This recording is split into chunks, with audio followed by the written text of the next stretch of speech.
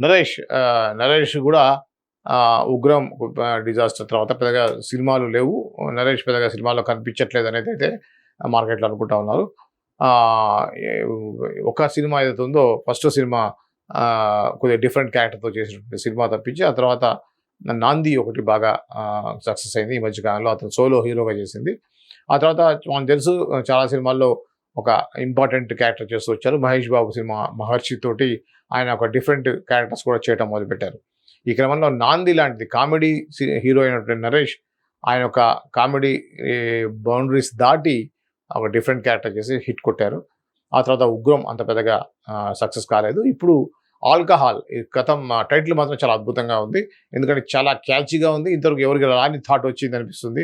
Alcohol అంటే తెలియనటువంటి మానవుడు ఉండడు. సో, ఆ క్రమంలో 'ఆల్కహాల్' అనేటువంటి టైటిల్ తోటి డిఫరెంట్ టైటిల్ తోటి ఆయన మన ముందుకు రాబోతున్నారనేది ఈ యొక్క వార్త.